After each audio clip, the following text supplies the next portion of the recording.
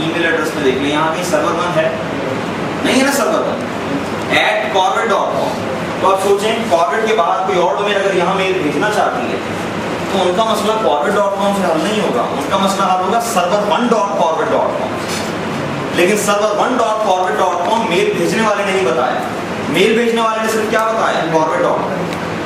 ठीक है, यानी पहले corvid.com की बेस पे लोकेट करना पड़ेगा server1.corvid.com और फिर server1.corvid.com की बेस पे लोकेट करना पड़ेगा आईपी एड्रेस जो भी है 201.192.168.0.1 जो भी आईपी है।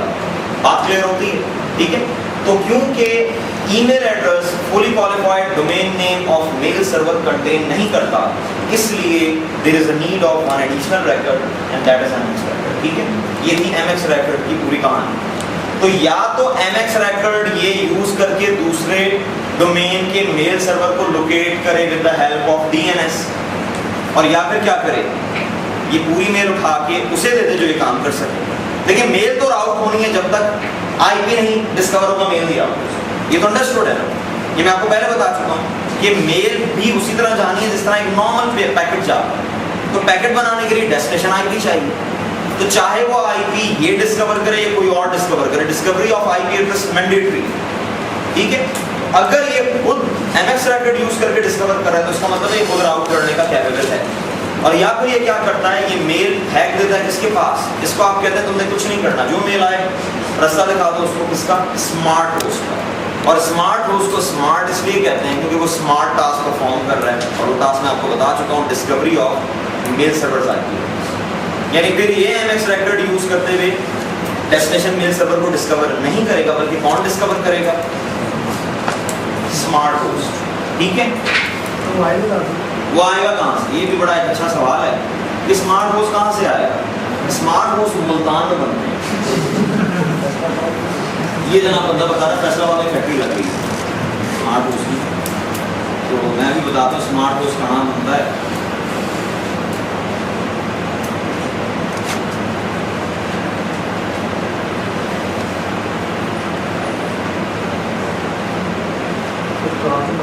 जी, क्लास में अक्सर बहुत आपको बताया नहीं था, तुमने फॉर्म दिया था, एडमिशन लिया था, आपसे बताते हैं अपने हॉस्टल मैंडेटरी बताया करेंगे तो आए आप हॉस्टल का फॉर्म की वेबसाइट पर देखो। जी, ये एक तो केस ये था कि use domain name system MX record to route mail automatic. ठीक है, और या फिर क्या है, route mail to the following smart host. अब इनका सवाल बिल्कुल सही था, हमने मजाक उड़ा दिया, लेकिन बिल्कुल सही सवाल है कि वो स्मार्ट होस्ट कहाँ से आया है। देखिए डेफिनेटली वो स्मार्ट होस्ट कौन है, मेल सर्वर, वो मेल सर्वर है। दो केसेस, एक केस तो ये कि आप ब्रांच ऑफिस में बैठे हैं, ये है जनाब ब्रांच ऑफिस,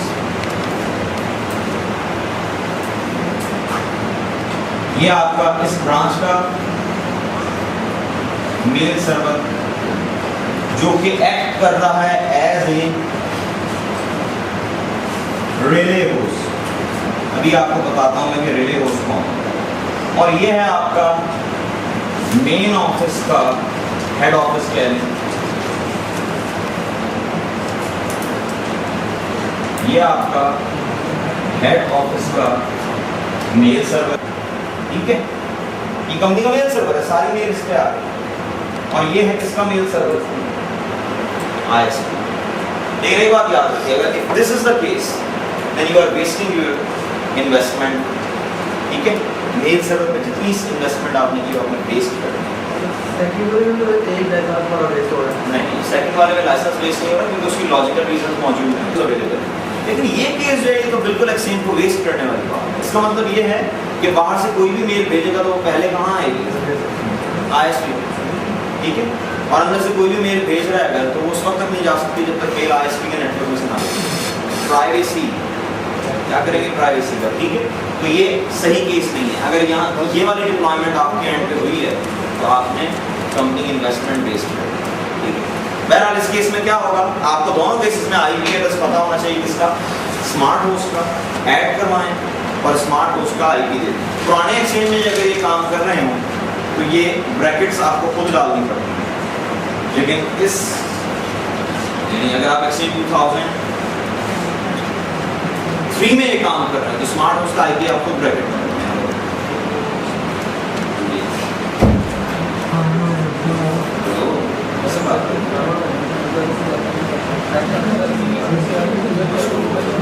जी ओके कर दिए, देखें यहाँ नजर आ रहा है ब्रैकेट्स।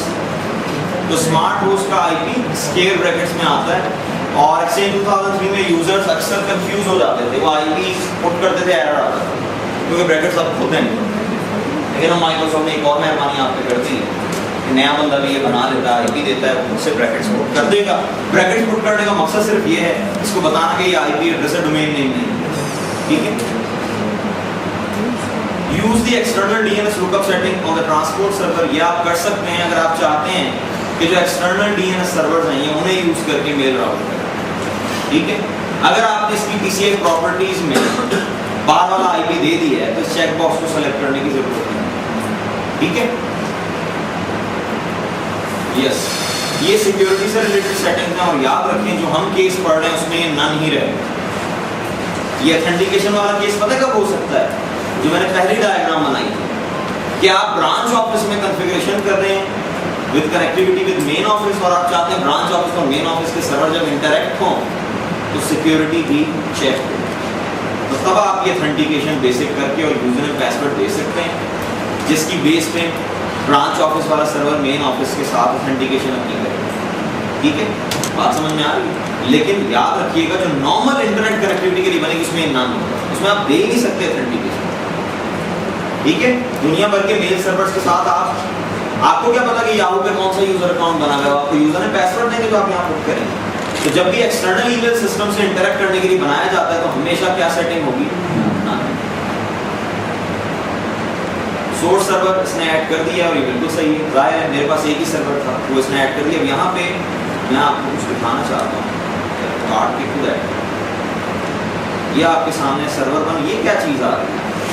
आपको याद है मैंने लास्ट लेक्चर में बताया था कि एक्सचेंज 2003 तक जो एक्सचेंज की फिजिकल टोपोलॉजी थी उसमें एक टर्म हम यूज करते थे राउटिंग ग्रुप्स।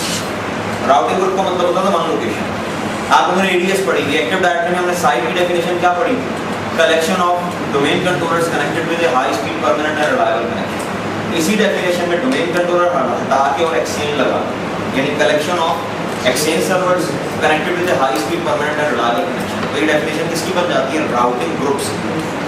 लेकिन एक्सचेंज 2007 में माइक्रोसॉफ्ट ने इस स्ट्रक्चर को डिस्कार्ड किया और क्या कहा कि अब एक्सचेंज जो फिजिकल टोपोलॉजी को अंडरस्टैंड करेगा वो एडीएस के स्ट्रक्चर की बेस पे करेगा, ठीक है। इसके ऊपर कोई साइट कोई राउटिंग ग्रुप बनाने की जरूरत नहीं है। तो ये जो आपको साइट LHR नजर आ रही है ये डेफिनेटली कहाँ बनी हुई है, active directory sites and services में जाके देखें, वहाँ आपको LHR नजर आएगी। ये देखो बाकी साइट्स इसलिए विजिबल नहीं है, उनमें कोई सर्वर ही नहीं है, ठीक है, एम्प्टी साइट्स। ओके जी, नेक्स्ट कर दें, फिनिश हो गया ये आपका सेंड कनेक्टर बन गया, और एक पोर्शन जो था ईमेल राउटिंग का वो हमने कर लिया है। इससे अगली बात है जिसमें आप मल्टीपल सर्वर इन्वॉल्व करते हैं। लेकिन उससे पहले एक बात मैंने लास्ट लेक्चर में बताई थी जो कि थोड़ा सा जल्दी में हमने कवर की थी, वो ये कि अगर आपने मेल इंटरनेट में सेंड करनी है तो एक प्रॉब्लम आ रही है। देखिए DNS पे आपकी क्लियर अंडरस्टैंडिंग होनी चाहिए कि आप DNS को किस तरह यूज करें। मैंने आपको बताया था आप ये कर नहीं सकते कि आप अपने मेल सर्वर पे ISP के मेल सर्वर का, ISP के DNS सर्वर का IP दें। उसकी वजह ये है अगर आप ISP के DNS सर्वर का IP दे देते हैं तो क्या ISP के DNS सर्वर पे आपके डोमेन कंट्रोलर्स के रिकॉर्ड्स होंगे?